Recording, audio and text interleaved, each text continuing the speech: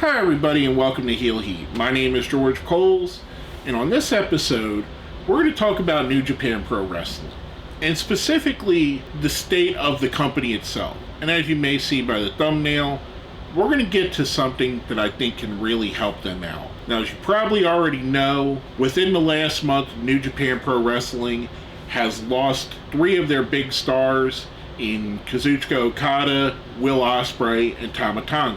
And yes, I know a lot of people don't put Tama on that pedestal, but if you look at Tama's career in New Japan, he's been very important to the company, whether that being creating the Bullet Club, holding several different championships in both the singles and tag team divisions, just being a solid guy. He's definitely going to be somebody that's going to be missed, and that's going to be a huge hit to them. This would be the equivalent of Roman Reigns, Cody Rhodes, and Kevin Owens deciding that they want to leave WWE. In a short period of time, it's a big blow. Now, if you compound that with what they've lost over the past couple of years, including Jay White, who was another main event talent, and Kota Ibushi, who was a main event talent as well, and that's not including other wrestlers like Juice Robinson and Aussie Open and others that have left. Sasha Banks, who is part of the New Japan roster, but I never really considered her as much because what, you have like 3 matches there, and you start to see that there's a vacuum at the top, that some of the big star power is gone. This reminded me of 2 different eras in New Japan, and New Japan as even reference this kind of themselves. The first being the original era of the original 3 Musketeers of New Japan, Shinya Hashimoto, Masahiro Chono, and Kenji Muto, aka the Great Muta. When they came into New Japan was not the big company in Japan. All Japan Pro Wrestling was. It had Kobashi, it had Misawa, it had the matches that everybody talked about, Vader, Hansen, all of them. These 3, Hashimoto, Muta, and Chono, were dubbed the 3 Musketeers because they really sent a renaissance in New Japan Pro Wrestling and elevated the company and brought it to a higher ground. Now, as their careers started winding down, we get a second batch of Musketeers that come in at a downtime for the company, probably the biggest downtime in New Japan Pro history. If you look back at the early 2000s, New Japan was in a very bad place. They were possibly the 3rd biggest company in Japan, behind Noah and All Japan again. There was a new crew of Musketeers, as dubbed as such, with Shinsuke Nakamura, Katsuhori Shibata, and Hiroshi Tanahashi. And as you could see through these 3 guys, they're the 3 that brought them out of the Dark Ages, Tanahashi being the leader, Nakamura not too far behind, and Shibata was there. He left for a lot of years, so his contributions aren't as great as the other 2, but you could really see where New Japan started to turn around when they gave the ball to guys like Nakamura and Tanahashi. Now, I bring that up because we're gonna reference that here in a little bit. Let's go back to wrestling now and the state of New Japan. And New Japan is very faction heavy, especially over the last couple decades. So when you look at this, some of their biggest factions have been hit. Tama Tonga leaving the Guerrillas Destiny, he was basically the figurehead of that. Where do they stand now? Does Guerrillas just get absorbed into Hantai and they kind of fade out the Guerrillas name? United Empire, who said they don't have a leader, but quite obviously it was Will Ospreay as a leader.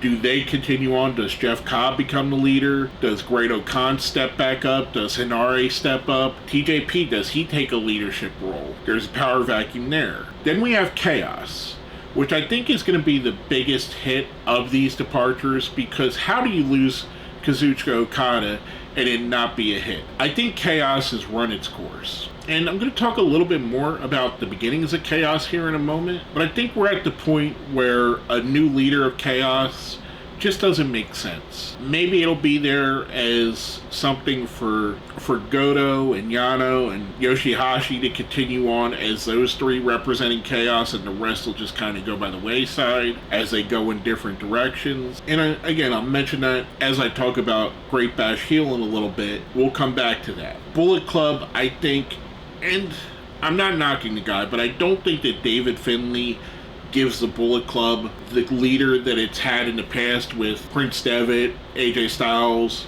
Kenny Omega, Jay White, all of those guys being really top-notch, top-tier talent. I don't think Finlay carries that same aura as those guys, I do think some of the War Dogs, Gabriel Kidd, Alex Coughlin, Drilla Maloney, and others I think are doing great. I do think there's going to come a point where Bullet Club just doesn't exist anymore, because I think it's run its course and it's kind of just there now. It's not what it used to be, especially now that we see there's two factions within Bullet Club, House of Torture and the War Dogs, which I think is how it's going to splinter, and they're going to be their own separate thing. The one faction in New Japan that I think is carrying the heavy lifting, and that's because they still have Tatsuya Naito, is LIJ. Obviously there's nothing wrong there. Now this is where I want to talk about the meat of this, and that is what New Japan has called the new Three Musketeers. And they brought up Ren Narita, Shota Umino, and Yuta Tsuji. I do agree that these are three guys that you could build your company around. I want to add a fourth person that I feel like is getting lost in that mix, and that's Yuya Uemura. I think he deserves to be there with those three. So I don't think we have a new Three Musketeers.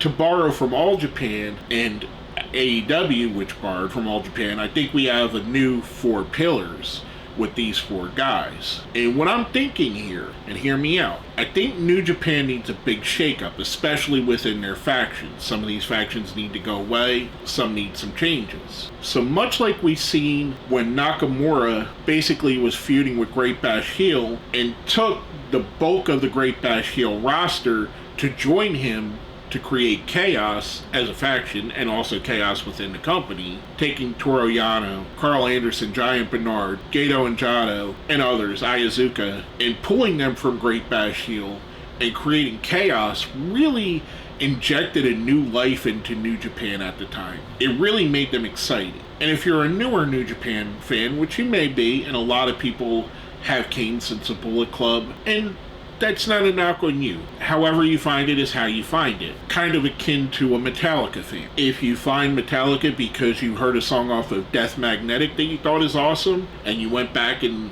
found that you really love Metallica, that's really cool. If you've been there since the beginning, since Kill Them All, and even before that, that's cool as well. People find things at different times through different ways. A lot of new eyes came to New Japan Pro Wrestling through the Bullet Club, and they remember, or they've at least heard, how the Bullet Club began, with Devitt, with Anderson, with Tama Tonga, with Bad Luck Fale, and them basically turning on Ryusuke Taguchi and going after Tanahashi. So we've seen this kind of upheaval in the past. Here is my idea. Yuya Uemura is currently in just 5 guys. Ren Narita is aligned with House of Torture. Shota Umino is somewhat aligned with Hantai, but Hantai is just basically everybody that's not in a faction that's a good guy. Yuta Tsuji is currently in LIJ. I think we need to see something, and I think it would work out really well in something like World Tag League, where these 4 guys come together and form their own supergroup, kind of like Chaos, kind of like Bullet Club. Now to me, and this isn't a knock on the wrestlers, it's just where they are at their point in their career, Uemura and Narita, I think, aren't necessarily leader material yet. That's not to say they won't get there, because Narita does remind me a lot of Katsuhori Shibata. Uemura reminds me of Sonata in a lot of ways. But the 2 guys that I think can be super megastars, could be on that Tanahashi Okada level, Shota Umino and Yuta Tsuji. Yuta Tsuji just has that charisma.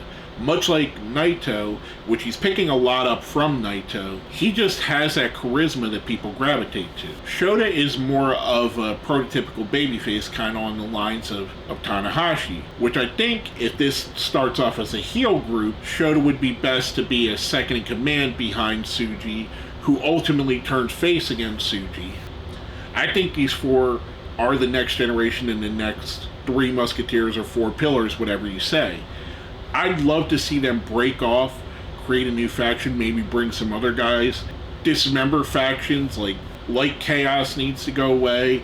Maybe they take some people from Chaos, maybe they take some people from the United Empire, help that to crumble. I think them being a faction and going against LIJ, because obviously it's going to set up a feud with LIJ, with Tsuji leaving there. Narita leaving House of Torture, I just think is good for him, because I don't think he fits in the House of Torture. Same with Uemura, him leaving just 5 guys. I don't know that he fits there. I think he'd be better fit in my thinking in this group here, or you could just leave this as 4 guys and have them run kind of a 4 horsemen type thing where they dominate all of the divisions. You could have Tsuji going after the IWGP World Championship, Shota Umino going after the Never Openweight Championship or the International Championship or whatever they're calling that. I forget what the actual name is. Uemura and Narita going after the Tag Championships, or different combinations going after the 6-mans, or whatever you want to go with, and have them do something like that. I'd love to see this happen. I'd love to have them break out, and like I said, kind of building on 2 things: their Three Musketeers eras and the history of Bullet Club, the history of Chaos and other groups. United Empire was formed in a very similar way, with people breaking out of their group and joining and making a new faction. I think this would be the best route, and I think it's the best thing for New Japan going forward. At the time I'm recording this, there's a little bit of a backlash in New Japan because Nick Nemeth and Matt Riddle have won championships in their first matches in New Japan, and a lot of people think that that's a direction New Japan shouldn't go. I know why they did that. They're trying to sell tickets for Windy City Riot. They'll obviously lose those championships back quickly, but I do kind of agree that relying on these guys when you have homemade talent that you could use is probably not the greatest idea. I hope these 4 guys can take New Japan and elevate it much like the people in the past have. That's why the thumbnail says what it does. That's why this video was made. Is it their time? Is it time for them to step up? I hope it is. I hope they do, and I hope they take the ball and run with it. With that being said, if you made it here to the end, let's smash that like button, share the video, subscribe if you haven't. If you see where it says join, that's how you become a channel member. Becoming a channel member definitely helps me out. And I do have a goal of making 1,500 subscribers by WrestleMania, just a little bit over a month from now. As of the time of this recording, I'm just under 1,400, so I'm looking for 100 subscribers between now and then. If you're new, if you haven't subscribed, please consider clicking that. It doesn't cost you a thing to subscribe, but it definitely would help me out and help me out with the algorithm. With all that being said, if you made it here to the end, let me know which of the new 4 pillars that I'm calling them is your favorite. Is it Uemura? Is it Narita? Is it Umino? Is it Tsuji? Let me know down here in the comments. My name is George Coles, and you've been watching Heel Heat.